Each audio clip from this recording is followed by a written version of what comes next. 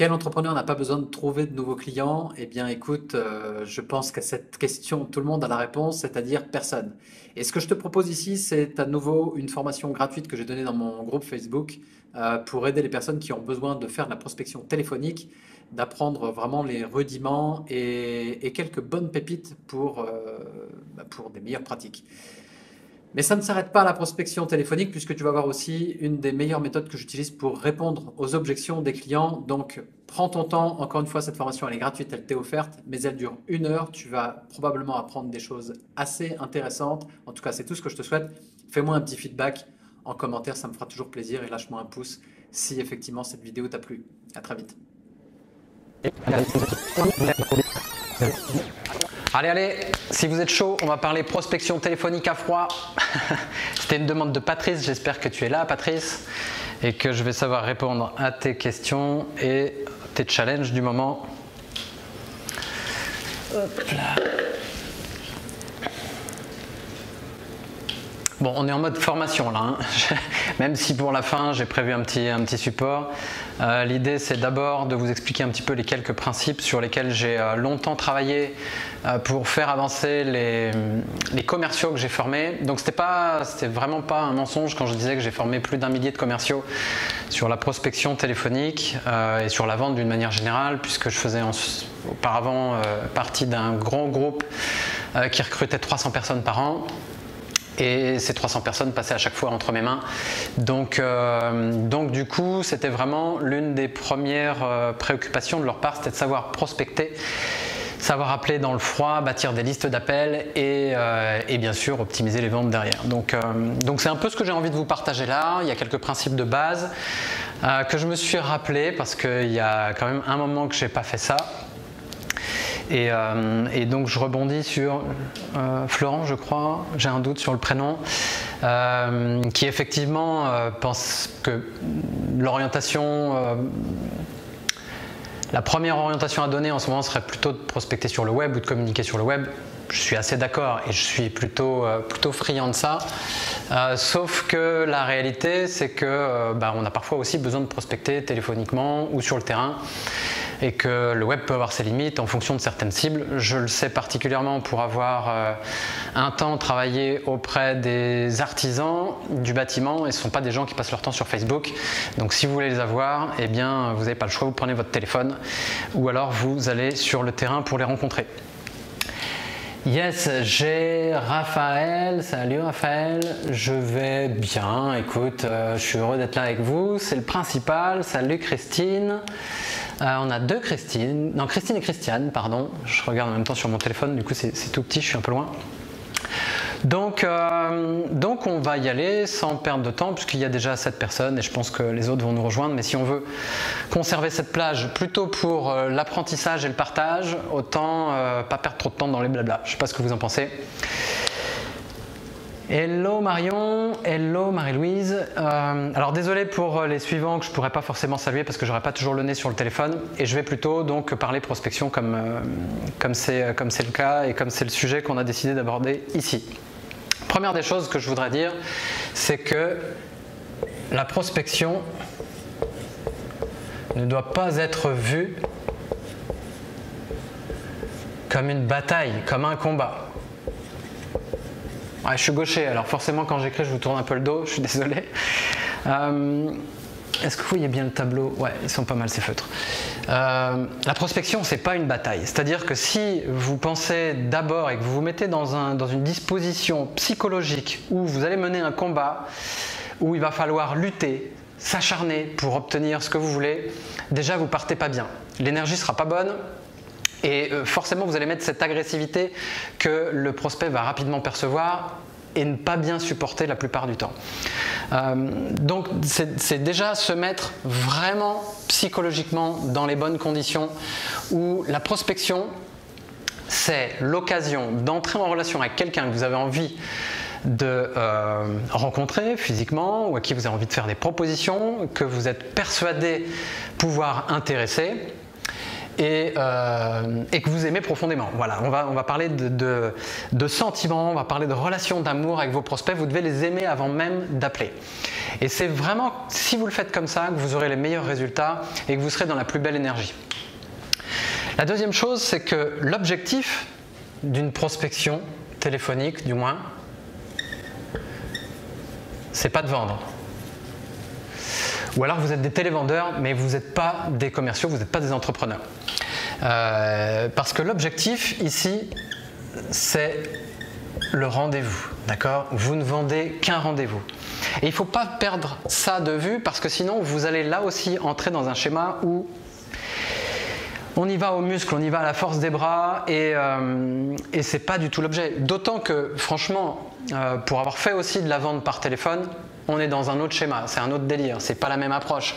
Et donc c'est beaucoup plus soft, beaucoup plus rond en approche d'être dans un objectif de rencontrer les gens que d'être dans un objectif de vente où il va falloir tout faire. C'est-à-dire que vous ne connaissez pas les gens, il va falloir les découvrir, il va falloir apprendre à détecter leurs besoins et ensuite bâtir une proposition et bien sûr obtenir l'accord du client. Donc c'est quand même une manœuvre hyper subtile et ça tombe bien puisque là c'est pas du tout ce que je vous propose de faire. Ici je vous propose de décrocher un rendez-vous. Je regarde en même temps, hello, hello, hello. Donc ça c'est pour poser le cadre. Et je vous disais donc de ne pas rentrer dans un mode où on se livre bataille. J'ai plutôt envie de vous mettre dans la posture d'un chasseur écolo. Et vous voyez derrière cette image, alors je sais bien que chasseur et écolo, ça peut paraître un peu étrange. C'est juste pour vous donner une image de quelqu'un qui, bien évidemment, a une cible à atteindre, mais qui est respectueux de son environnement, qui est respectueux de sa cible et qui a vraiment une démarche bienveillante. Et si vous êtes comme ça, ça ira beaucoup mieux. Et donc, toute l'énergie, tout le focus, il doit être comment je fais pour voir cette personne. Et c'est pas comment je fais pour l'intéresser, c'est pas comment je fais pour lui vendre, c'est pas comment je fais pour bien me présenter. Non, non, c'est comment je fais pour vendre mon rendez-vous. Parce que je vais même pas non plus pitcher mon offre. Le but du jeu, c'est d'en lire le moins possible pour pas arriver déjà dans un premier niveau d'échange qui ferait déjà un peu le rendez-vous. Le rendez-vous, c'est justement pour apprendre à se connaître, pour se dire des choses. Et donc, on n'est pas là pour le faire par téléphone. Donc, plus vous retiendrez de l'information pour vous, moins vous aurez à traiter d'objections. Et je sais que c'est peut-être contre-intuitif pour beaucoup parce que on a souvent tendance à vouloir pitcher exactement qui on est, ce qu'on fait, ce qu'on peut faire pour lui, et pourquoi on aimerait le rencontrer, et pourquoi nos clients sont contents, etc. Ce n'est pas la meilleure façon de procéder. La meilleure façon, c'est d'être limite hyper mystérieux, mais straight to the point. Donc on va droit au but, c'est je cherche absolument, j'aimerais absolument vous rencontrer. Et ensuite, on laisse l'autre venir si éventuellement il a des questions, s'il a besoin de savoir plus, parce qu'on est du coup, il est sur notre terrain et on est en train d'être face à quelqu'un qui manifeste de l'intérêt.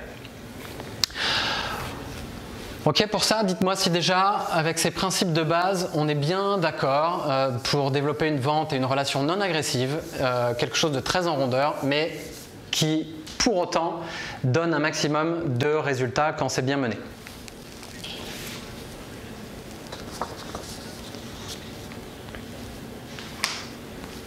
Alors comme il y a un petit différé, j'attends la réponse de la question.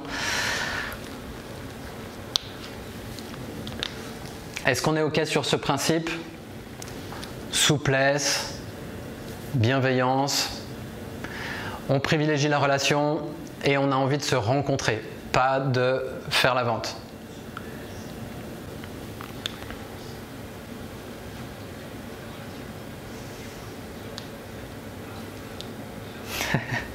Allez, je préfère vous lire que de regarder ma tête là en train de faire le soif devant le tableau, ça fait bizarre. Ok pour Marie-Louise, merci. Bon, je considère que c'est un premier go, un premier feu vert, donc je vais y aller. J'espère que les autres sont alignés dans la même direction. Yes pour Elina aussi, ok pour Elodie, top, super. Du coup, je vous disais en dire le moins possible, et c'est particulièrement vrai si vous êtes sur de l'appel en B2B. Alors je ne sais pas combien parmi vous prospectent des professionnels, et auquel cas on est dans un contexte où il y a le barrage secrétaire à traiter en plus de celui que va peut-être naturellement avoir le prospect ciblé. Et croyez-moi, l'erreur serait d'argumenter avec la secrétaire. Ouais, on va dire argumentation. Zéro argumentation pour la secrétaire ou l'assistante. Alors, c'est pas du mépris, c'est pas de l'indifférence, c'est pas une façon de l'écarter, c'est simplement que elle est super bien formée pour faire le filtre. Donc, tout ce que vous allez lui dire seront des leviers pour elle, pour objecter. C'est des choses, des boomerangs que vous allez vous reprendre dans la tête. Donc, on n'argumente pas. La seule chose, c'est je cherche à rencontrer monsieur un tel ou madame une telle. Et on reste vraiment là-dessus. Et forcément, elle va se débattre. L'idée, ça va être oui, j'ai besoin de savoir plus, je ne transmets pas l'appel comme ça, etc. Et vous devez rester sur votre ligne de conduite première. C'est-à-dire que je comprends et vous faites particulièrement bien votre métier. Je sais qu'on vous a demandé de filtrer. Pour autant, je dois adresser un message personnel à monsieur un tel et c'est pourquoi je me permets d'insister et je vous demande de bien vouloir me le passer s'il vous plaît.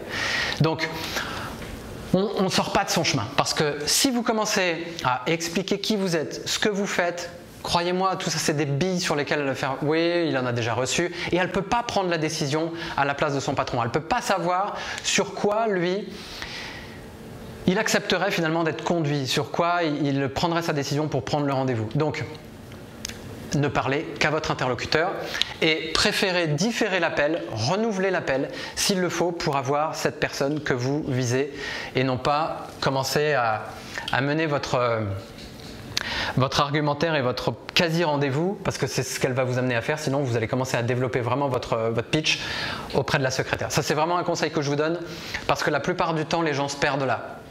Donc je sais que c'est difficile à faire parce qu'elles sont très douées, mais si vous mettez des mots comme personnel, j'ai un message personnel où j'ai besoin de m'adresser directement à monsieur un tel, c'est un sujet dont je dois traiter avec lui en priorité ou c'est pour des sujets, des questions assez confidentielles ou pour des questions privées.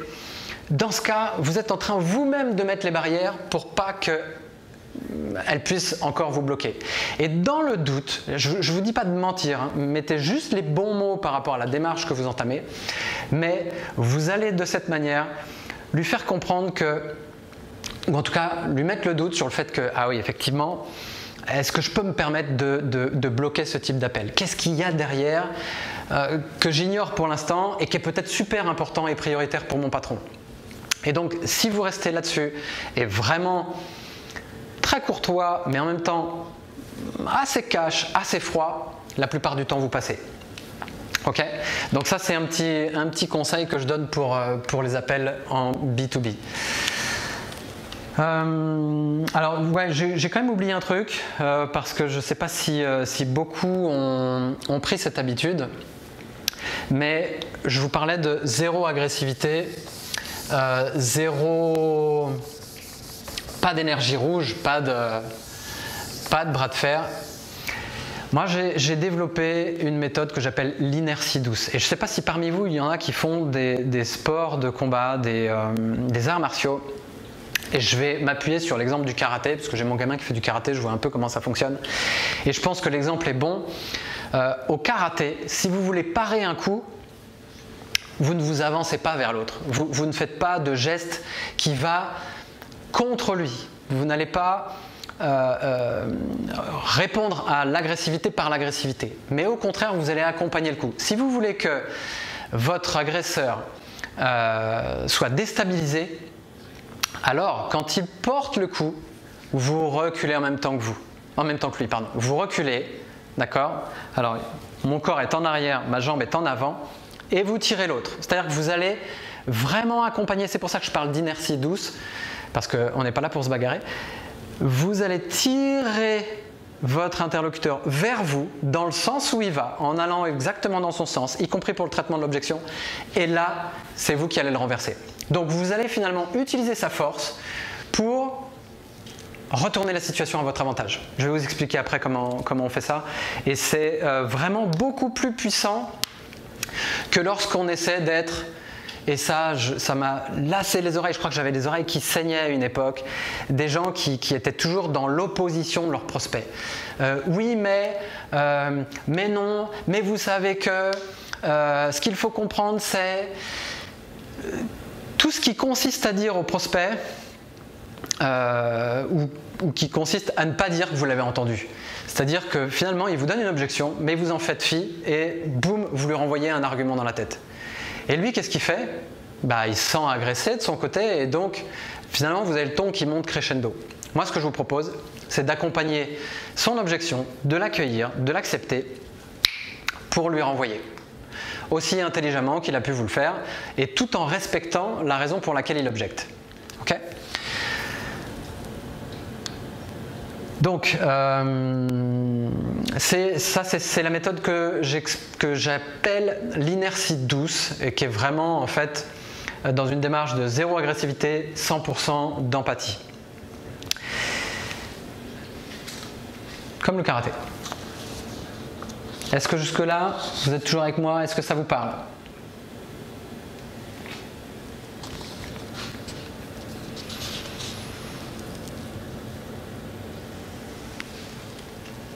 Alors, on a perdu des gens, seuls les plus motivés restent. Ensuite, on va dérouler un petit peu justement l'approche. Et puis surtout, parce que je pense que c'est bien là le plus important, peu importe en fait comment on va se présenter, ce qui compte, c'est pas tellement ce que vous dites, c'est plutôt comment vous le dites. Je sais que ça peut surprendre. Mais il n'y a pas 36 manières d'aborder un appel et de dire à une personne qu'on cherche à la joindre ou qu'on veut la rencontrer. Mais c'est plutôt dans la façon que vous aurez de le faire, dans la posture que vous allez adopter. Et c'est ça que les gens vont retenir et sentir. Ce qui fait que vous allez soit engendrer de la méfiance, soit de la confiance. Et vous, ce que vous voulez, c'est... Ce que vous recherchez, du moins j'espère que vous vous inscrivez dans cette démarche, c'est abaisser l'esprit critique de votre interlocuteur. Ça veut dire quoi? Ça veut dire ce que je viens de dire, dit autrement. C'est-à-dire que vous cherchez finalement à engager plus de confiance chez lui que de la méfiance. Et donc pour ça, si il a des peurs, des réticences, des résistances par rapport à cet appel qui peut paraître intrusif dans sa journée de travail ou dans un moment peut-être de calme ou à son domicile, je ne sais pas, ça dépend si vous visez des particuliers ou des pros. C'est respecter et comprendre ça et comprendre que ses réactions quand il fait barrage sont naturelles. Ça peut être intrusif, vous lui faites peur, vous lui parlez d'un sujet qu'il ne maîtrise pas, vous lui parlez d'un de ses problèmes, vous lui parlez... en tout cas, il a l'impression que vous cherchez à lui vendre quelque chose. Et donc, c'est un mécanisme d'autodéfense quand il objecte. Et ça ne veut pas dire qu'il vous en veut personnellement, ça ne veut pas dire que c'est un con, ça veut simplement dire qu'il cherche à se protéger. Il a peur que vous en ayez après son argent, il ne vous connaît pas, vous débarquez de nulle part, et donc, il se met en repli. Et si vous essayez le passage en force, vous allez vous gameler. Si vous êtes dans l'inertie douce, vous avez toutes les chances de pouvoir aller un peu plus loin dans la relation avec lui. Donc, on se présente. Ok, donc typiquement, j'en veux plus. Donc Jean, c'est mon prénom, veux plus, c'est mon nom de famille. Et j'ai absolument besoin de joindre monsieur Untel. C'est important, est-ce que vous pouvez me le passer s'il vous plaît? Donc ça, c'est que vous soyez sur un appel au domicile ou un appel sur le lieu de travail, mais je pense qu'on est plus là en B2B, mais je me trompe peut-être, ça marche dans tous les cas. À partir du moment où vous sentez que votre interlocuteur, ce n'est pas celui que vous recherchez. Si c'est lui qui décroche parce que vous avez son portable, eh bien écoutez, tout simplement, vous allez vous présenter. Bonjour, alors je vais le faire avec mon nom, ce sera plus authentique. Bonjour, je suis Anthony Léger, je vous appelle parce que j'aimerais absolument vous rencontrer. Et je voudrais savoir s'il est plus facile de se voir la semaine prochaine ou celle qui suit.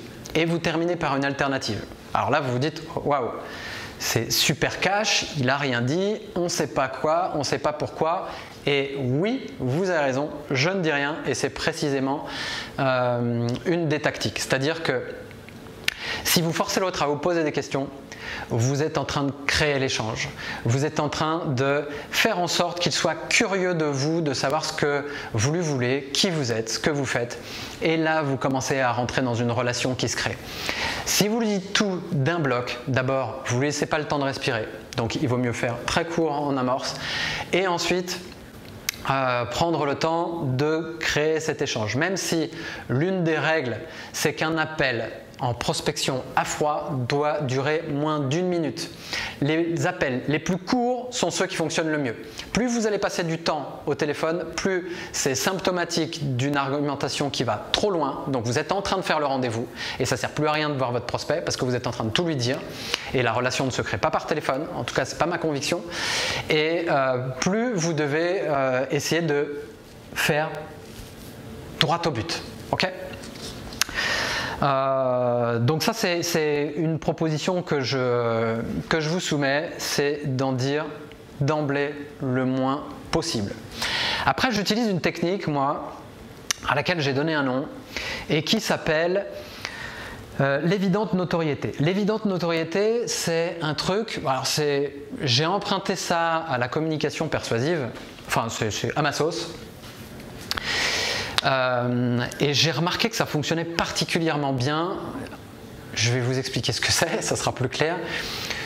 Je pars du principe que je suis un acteur connu dans mon secteur, qu'il est impossible pour les autres de ne pas me connaître parce que j'ai une notoriété, parce que dans mon marché, les gens me connaissent, les gens savent que je suis efficace, j'ai une certaine réputation. Et du coup, je vais jouer là-dessus. Comment je fais? Eh bien, je vais tout simplement lui dire bonjour, je suis Anthony Léger, société Go Entrepreneur. J'imagine que mon nom vous dit quelque chose, ou mon nom vous dit probablement quelque chose. Et si je vous appelle, c'est parce que j'aimerais vous rencontrer la semaine prochaine ou celle qui suit. Qu'est-ce qui vous conviendrait le mieux? Et terminez absolument à chaque fois que vous lui répondez, chaque fois que vous avez terminé de prendre la parole, que c'est vous qui avez parlé, terminez, alors si c'est vous, je vais vous mettre un Z, terminez par votre alternative, votre appel à l'action. Waouh, une belle boucle comme le font mes enfants. Je ne sais pas pourquoi j'écris comme ça. Terminez par une alternative, c'est-à-dire mardi ou mercredi. Le matin, vous êtes plutôt du matin ou de l'après-midi? Le plus simple pour vous rencontrer, c'est en début ou en fin de semaine. Vous voyez, pourquoi? Parce que vous offrez un choix. C'est oui là ou oui là. Si vous lui faites une question fermée, du type « Est-ce que vous seriez disponible pour me rencontrer ?» vous êtes mort. C'est oui ou c'est non. Et naturellement, il aura plutôt tendance à vous dire non. Donc là, vous êtes en train de le coincer. Quelque part, coincer gentiment, toujours, hein, ma démarche n'a pas changé. Mais ce que vous demandez, et c'est très clair, vous lui demandez de se positionner sur une date. En le faisant, vous gagnez du terrain. Et qu'est-ce qui se passe? Bien, la plupart du temps, c'est là qu'il va vous poser d'autres questions, qui peuvent être des questions d'intérêt. Hello, Linda. Ou alors, vous provoquez l'objection. Parce que l'objection, on la provoque quand on demande à l'autre de prendre une décision, quand on l'engage un petit peu, vous voyez. Donc, c'est parfaitement voulu parce que ce que vous voulez justement, c'est gagner du terrain vers le rendez-vous que vous cherchez à obtenir. Donc, peu importe comment je me présente, je termine toujours par une proposition de rendez-vous. Donc c'est un appel à l'action, oui, je peux appeler ça comme ça, mais sous forme d'alternative. Ok, et je vais vous réécrire ce que je vous disais juste avant. Il ne faut pas que ça m'échappe, parce que vous voyez, une fois que je le dis, je l'ai déjà perdu. Oui, l'évidente notoriété, hein, le principe de l'évidente notoriété. L'objectif, c'est de donner le sentiment à l'autre qu'il devrait déjà vous connaître. On s'en fout, c'est probablement pas le cas parce qu'on est des petits entrepreneurs, on n'est pas Elon Musk, on n'est pas je sais pas qui, Jeff Bezos, peu importe, d'accord? Mais ça n'empêche que et probablement qu'il y en a parmi vous qui ont une belle notoriété. Servez-vous-en. Donc, mon nom vous dit probablement quelque chose. D'accord? C'est cette phrase. Mon nom vous dit probablement quelque chose. Le sous-entendu, le message implicite là, il est clairement vous devriez me connaître.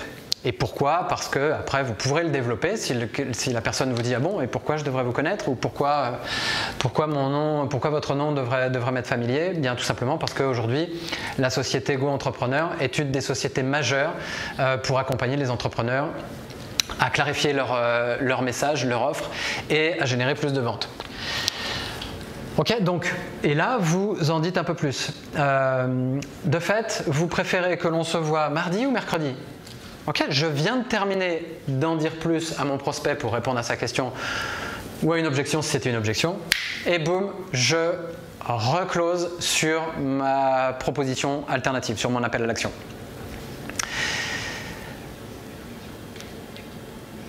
Fake it until you make it. Yes. Ok, bien vu Elina.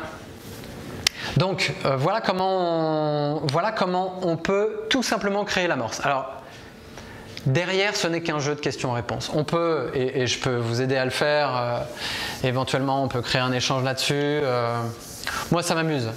J'ai fait ça pendant des années, je l'ai fait avec des conseillers que je formais, je l'ai fait pour mon propre compte.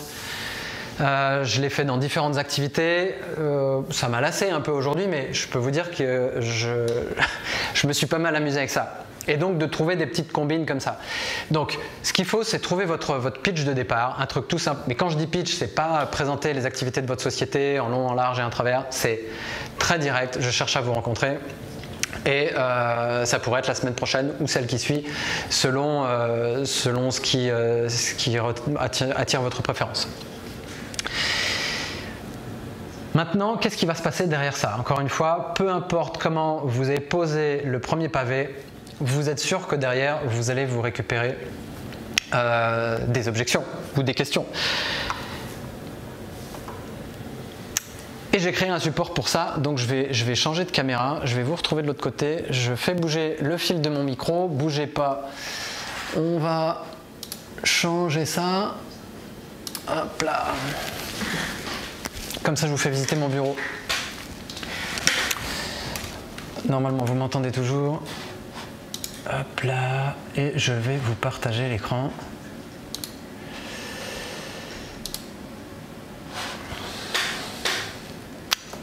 Alors, je check. Salut Abdoul. Bon, ça me fait plaisir que vous soyez là avec moi.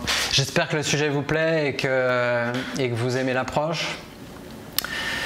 Tant pis, je continue quand même. Donc, je vous disais, ce qui est à peu près certain, c'est que vous n'allez pas obtenir le rendez-vous comme ça, du premier coup, aussi facilement. Quelquefois, ça arrive.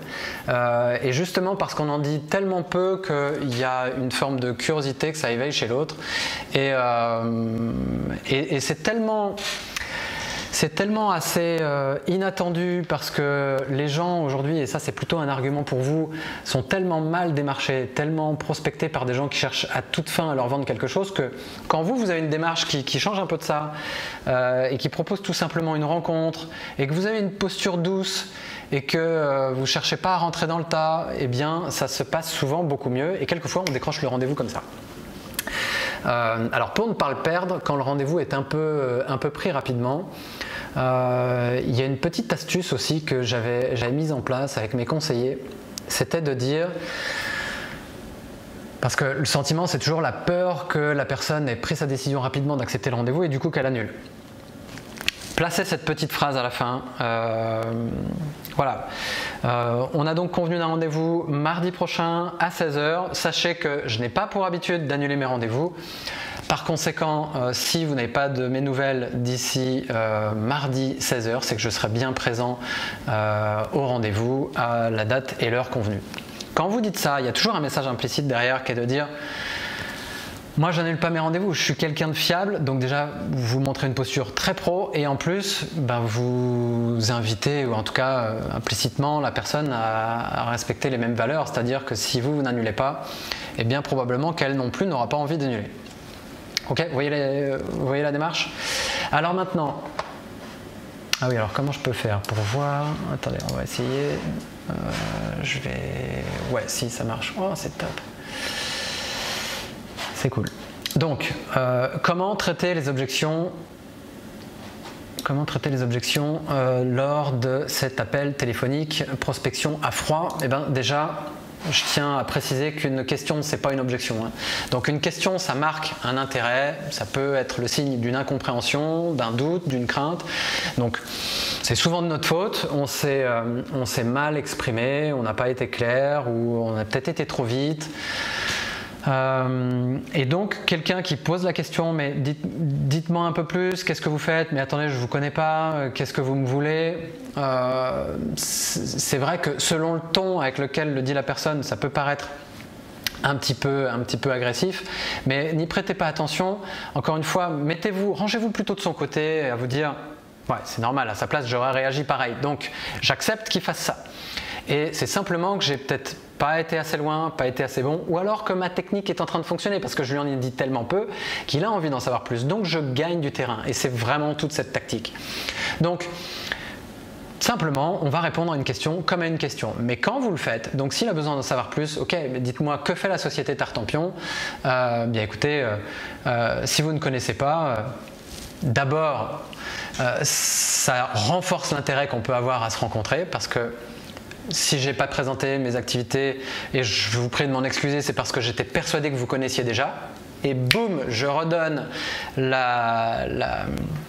l'évidente notoriété dans ma phrase, et donc quelque part, il peut en prendre un peu gentiment pour son ego de se dire « Ah merde, ouais, j'ai peut-être raté un truc là ». Donc permettez-moi de présenter en quelques mots mes activités. Vous faites un petit pitch rapide, et là, bien, je vous ai partagé un script simple pour pitcher, c'est l'occasion de le tester et de voir si ça fonctionne avec les mots que vous avez mis dedans, sinon c'est à retravailler. Et une fois que vous avez fait cette présentation, quand seriez-vous disponible? Est-ce qu'il est plutôt facile de vous rencontrer un matin ou un après-midi de la semaine prochaine? Et vous avez traité la question, donné votre appel à l'action par une alternative comme je l'ai souligné tout à l'heure. Merci Patrice. Ensuite, quand intervient l'objection? Alors j'ai un peu spoilé ça, donc je vais aller vite. Ben, on a l'objection quand une décision est attendue, quand on éveille la méfiance aussi, donc ça peut être encore une fois lié à notre façon de faire. Lorsqu'il y a un malentendu, la personne a mal compris l'information ou s'est senti un petit peu bousculé, voilà, s'il se sent agressé, dérangé, lorsqu'il a peur. Alors en plus, bon, selon le sujet, moi j'étais en plus dans la finance, donc quand vous appelez des gens pour leur parler pognon, croyez-moi, ils ne sont pas toujours très... La confiance ne vient pas tout de suite. Donc s'ils se sentent agressés, c'est normal. Et c'est donc peut-être une information selon laquelle il a peur. Il a peur que vous vous en preniez à son portefeuille. Donc acceptez ça tout simplement. Pourquoi une objection? Pour se protéger, se débarrasser de vous, pour prendre l'ascendant aussi, parce qu'il y en a qui aiment toujours garder le dessus. Si vous ciblez en plus des top décideurs, eh bien ce ne sont pas des gens que vous allez avoir comme ça.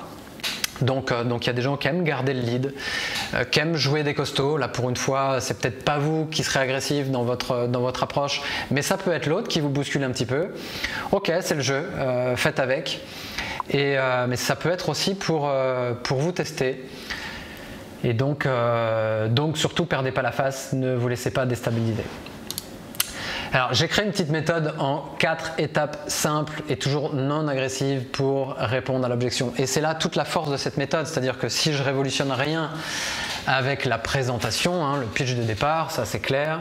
Et je vous ai dit, il n'y a pas 36 façons de prendre un appel, enfin de réaliser un appel sortant et de vendre du rendez-vous. Il y a des techniques, ok, il y a des tactiques, ok. Mais là où vous ferez toute la différence, c'est dans la façon dont vous traitez ces objections. La première étape, c'est d'accueillir, d'accepter. Et en fait, j'ai retrouvé le nom que je donnais quand je faisais la formation là-dessus, mais mon PowerPoint était déjà fait. C'est de faire un accusé-réception. Vous voyez, c'est vraiment dans l'idée, la personne, elle vous envoie un missile. Ça m'intéresse pas, ou j'ai déjà tout ce qu'il me faut, merci, j'ai pas de temps à vous consacrer, je sais pas quoi. Dites-moi ce que vous entendez le plus souvent et on le traitera. Et du coup, pour elle, c'est un moyen de se protéger, mais de vous chasser, de vous mettre gentiment dehors, parce que beaucoup des commerciaux ne résistent pas aux objections, et donc la plupart du temps, ça va se terminer assez rapidement. Et elle pense pouvoir vous déstabiliser comme ça. Sauf que si vous accueillez ça parfaitement et positivement, eh bien c'est tout l'inverse qui va se produire. Du coup, quand je vous parle d'accusé-réception, c'est bien sûr, je comprends parfaitement, et là vous voyez, je choisis mes mots encore une fois, je comprends parfaitement votre réaction ou votre a priori, c'est-à-dire que je peux lui dire que quand il me dit que ça ne l'intéresse pas, c'est un a priori. Et vous allez comprendre pourquoi je parle d'a priori après. D'accord?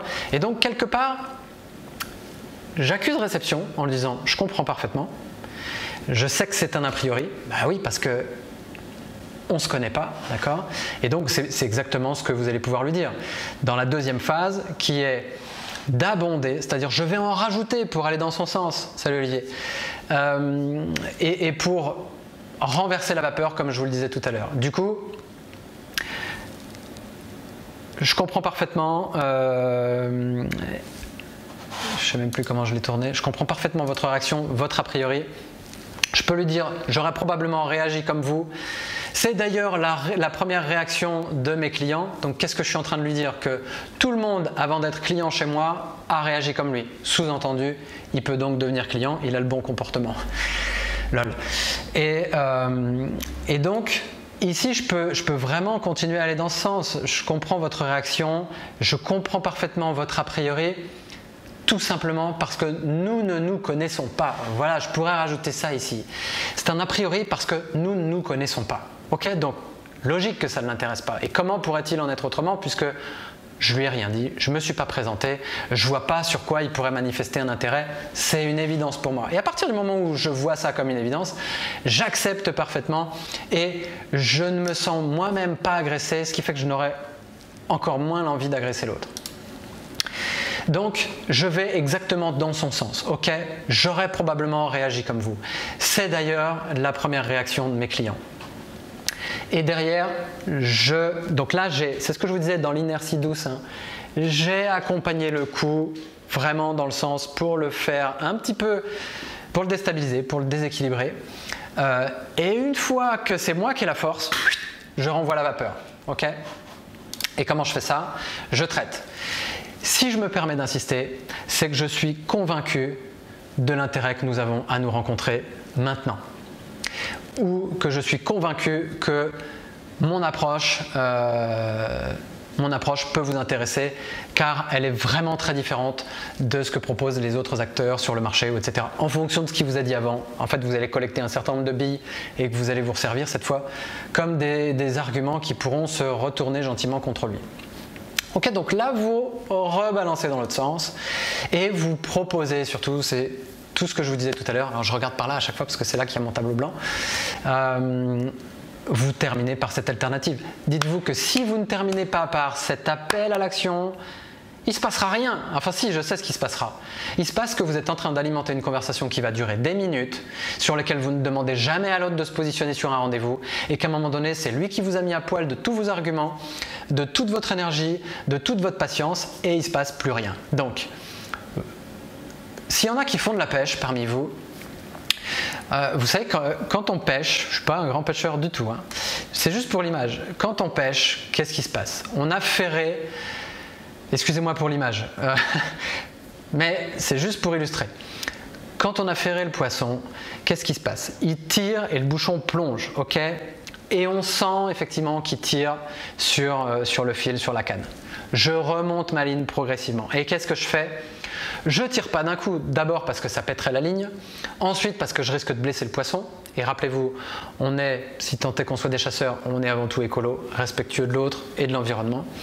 Et donc, on va balancez un petit peu la canne comme ça. Pourquoi? Pour que le poisson se fatigue en fait.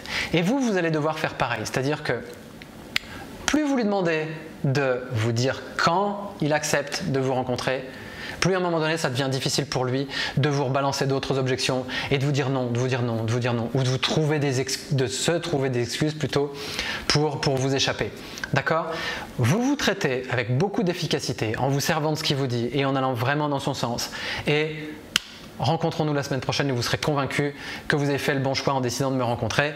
Est-ce que vous préférez qu'on fasse ça un matin ou un après-midi ou même sur l'heure du déjeuner? Ok, de l'alternative.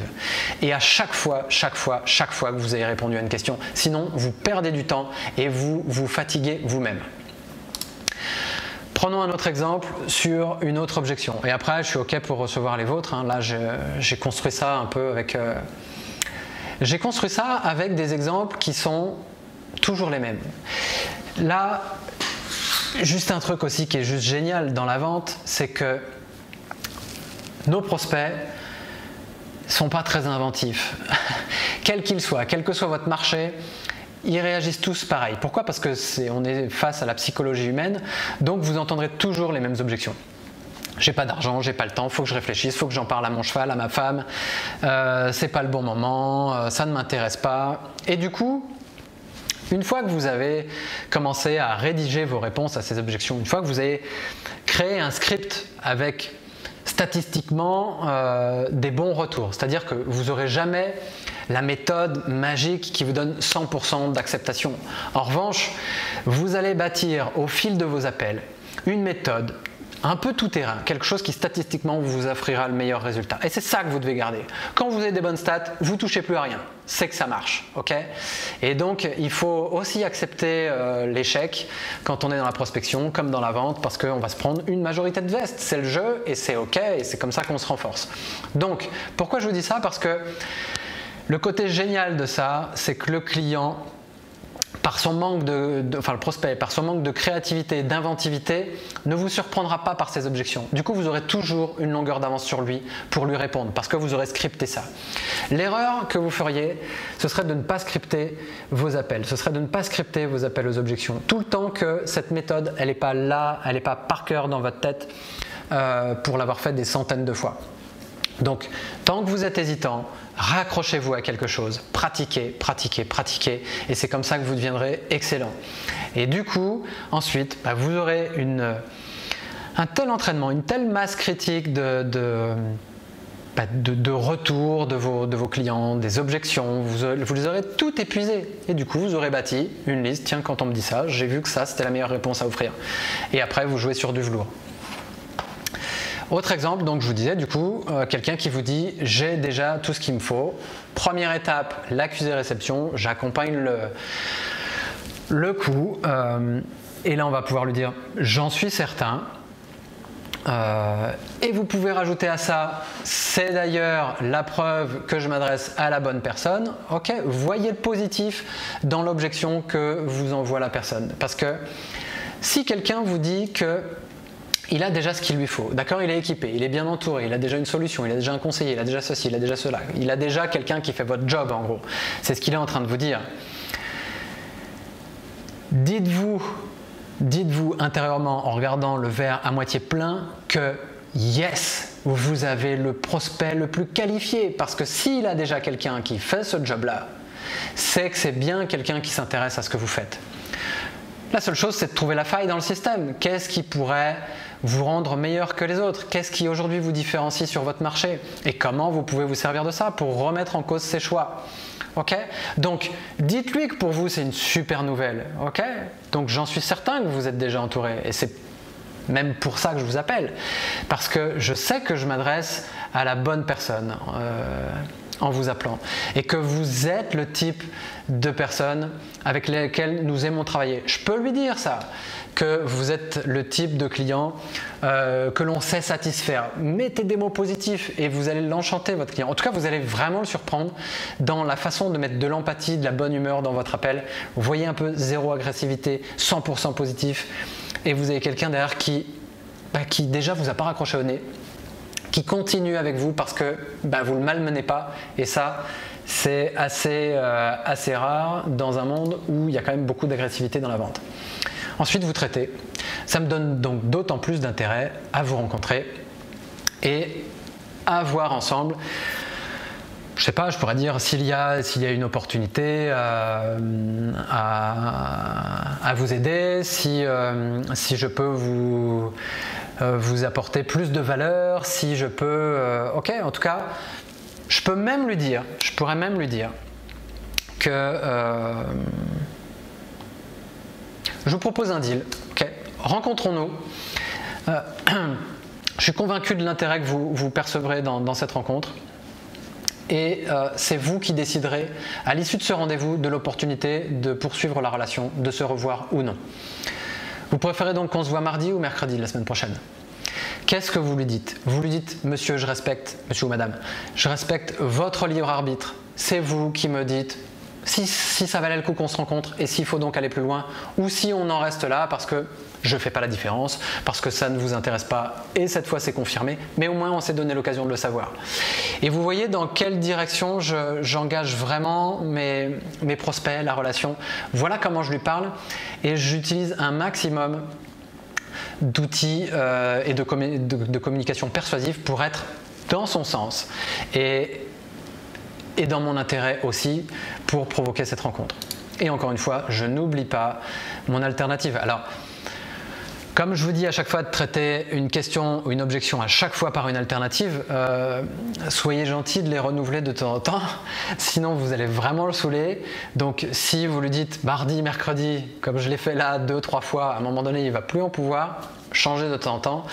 Quand seriez-vous plus disponible dans les 10 prochains jours? Vous voyez que c'est encore une question ouverte, hein, c'est jamais êtes-vous, c'est quand, donc il doit vous dire une date et vous avez resserré un peu les créneaux, 10 jours, parce que sinon il va vous envoyer dans 6 mois.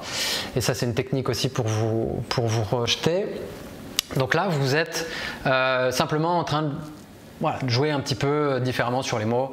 Un coup vous le dites, vous êtes plutôt du matin ou de l'après-midi, est-ce que vous préférez qu'on se voit à mon bureau ou que je fasse le déplacement jusqu'à votre établissement?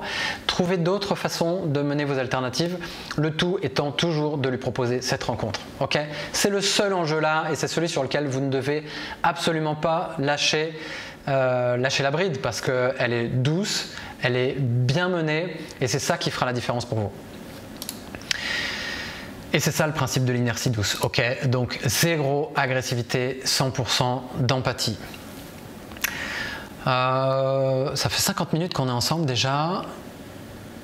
Je sais que je suis allé un peu vite, je vous ai balayé un petit peu, je vous ai fait un condensé de cette méthode, mais en essayant de vous donner vraiment les billes qui sont pour moi peut-être parmi les plus précieuses, même si j'ai édité tout un guide. Hein, et pour vous dire, quand hier Patrice m'a dit que l'un de ses sujets sur lesquels il aimerait bien avancer, c'est la prospection téléphonique dans le froid, je me suis refait 13 pages de scénario, même plus que ça je crois.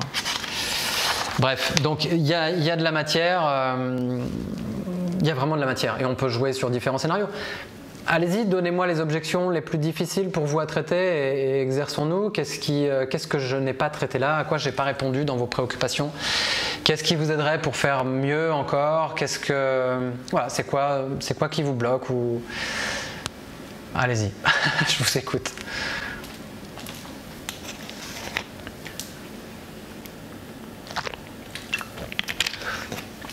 Et déjà, est-ce que cette approche vous convainc, vous séduit, vous plaît? Est-ce que c'est des choses qui vous parlent? Est-ce que vous avez déjà travaillé dans ce sens? Est-ce que vous utilisez bien un script? Est-ce que vous avez une méthode? Est-ce que vous écrivez ce que vous faites? Est-ce que vous statez même vos appels? Parce que c'est pareil, quelquefois on se dit «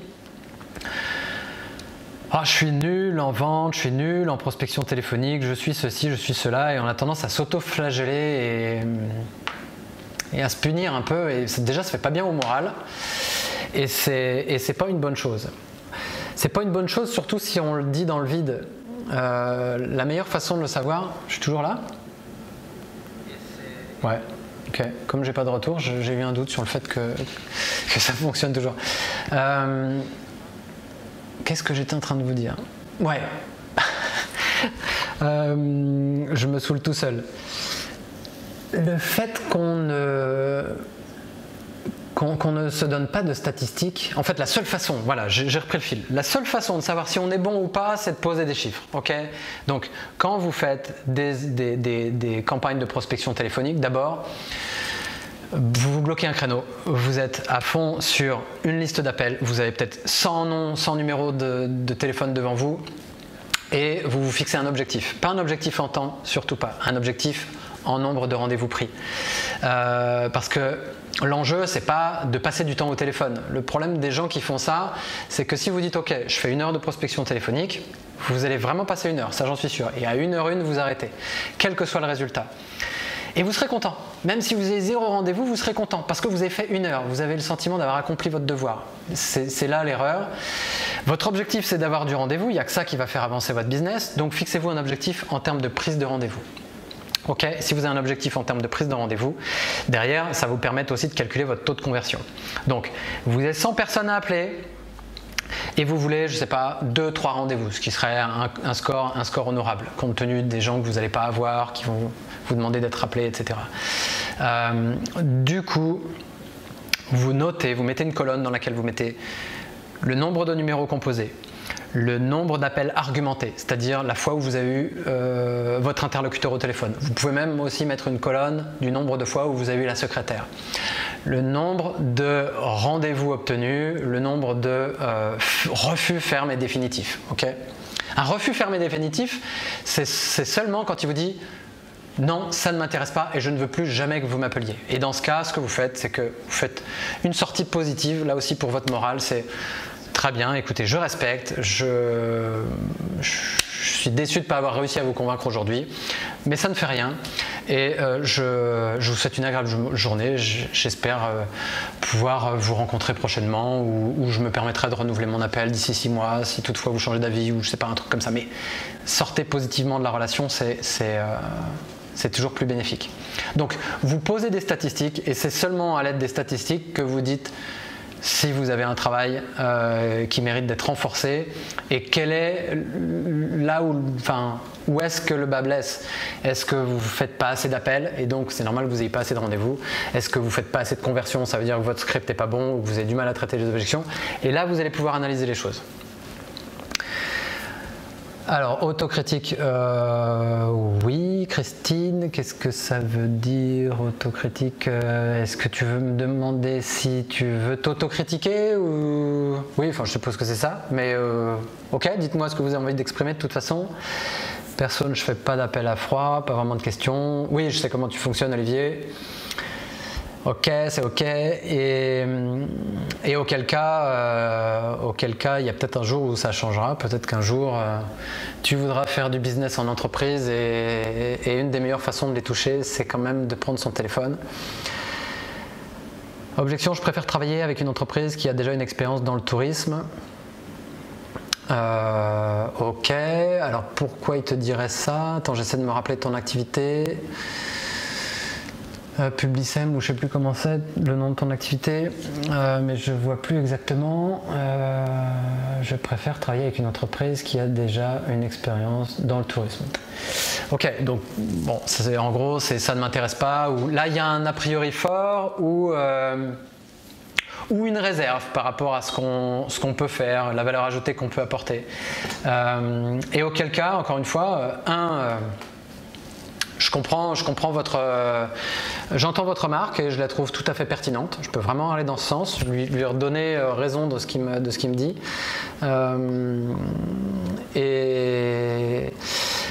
Peut-être parce que ça vous donne le sentiment d'avoir des gens qui parlent le même langage que vous. Pour autant, et si je me permets de maintenir ma proposition de rendez-vous, c'est que je suis convaincu qu'une personne qui a un regard extérieur sur votre secteur peut réellement faire la différence. J'en veux pour preuve les résultats que j'ai obtenus avec des clients qui sont dans le même secteur que vous.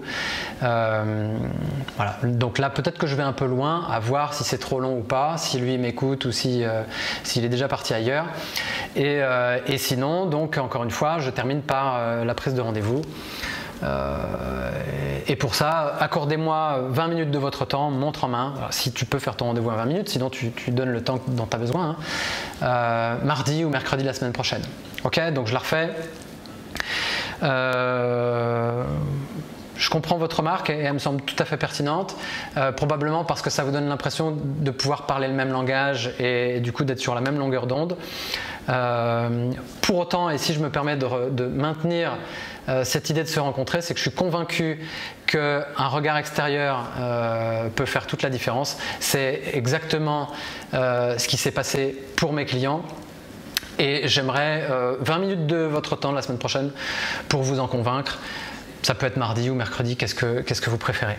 Voilà comment je la jouerais. Dis-moi si ça te convient, Patrice. Pour une agence de com, peu importe en fait. Tu vois, on n'a même pas besoin de connaître le secteur d'activité pour que ça reprenne du sens, je pense.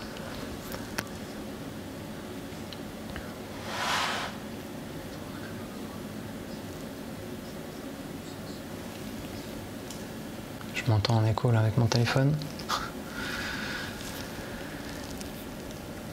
Alors il n'y a peut-être pas que Patrice qui a des objections. Et remarquez que c'est pas forcément que pour le téléphone là, ça marche aussi pour des objections dans un rendez-vous face à face. On peut les traiter exactement de la même manière et c'est avec la même inertie douce que vous arriverez à renvoyer la vapeur dans le bon sens. Vous le faites toujours gentiment et il faut vraiment que vous alliez dans le sens de l'autre. Et plus vous allez avoir dans son sens,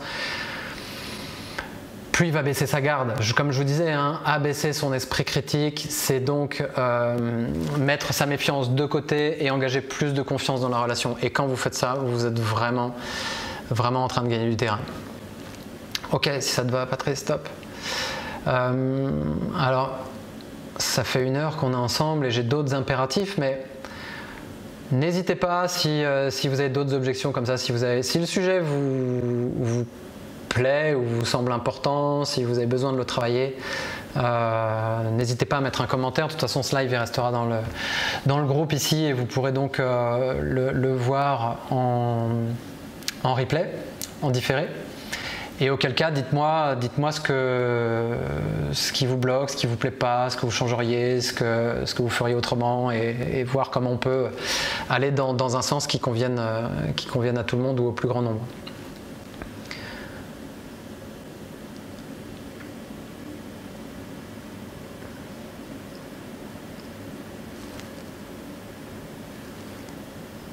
Ok les amis.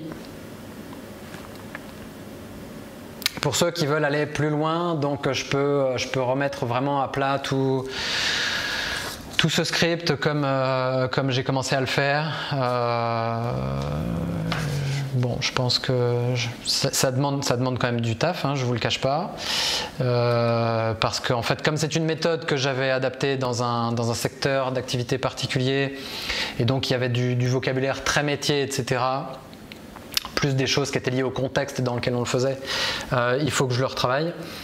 Mais si c'est des choses dont vous pourriez avoir besoin, je peux le reconstruire. Je ne dis pas que je le donnerai gracieusement, mais enfin voilà, je peux y mettre une petite valeur pour vous donner le change et qu'on soit tous à y gagner dans ce but-là. En tout cas, dites-moi, il y a plein de choses comme ça que je peux mettre à votre disposition. On pourra se faire des séances d'entraide en se proposant nos activités à des fins de test. Ouais, voilà, effectivement. Donc il y a probablement des choses à tester dans ce sens-là. Tout à fait. Tout à fait, tout à fait. En tout cas, merci pour cette attention. Merci pour l'écoute, les retours que vous m'avez faits. J'espère vraiment que ça vous éclaire et que le format vous convient. Je peux en faire d'autres. Dites-moi sur quel sujet vous aimeriez qu'on puisse refaire une petite séance formation. Je pense que, comme on le disait dans le Zoom en début de semaine, avant-hier, il y a du temps à mettre à profit pour notre communication, mais aussi ça peut être pour de la formation. Donc profitez de ce temps pour se rendre meilleur, pour changer ce qui peut l'être dans notre business. Et du coup voilà, si je peux être votre guide, votre instructeur, comme le rappelait gentiment Patrice dans cette démarche, ce sera avec grand plaisir, puisque je suis l'initiateur de ce groupe. C'est un peu à moi de montrer l'exemple et j'en serai ravi.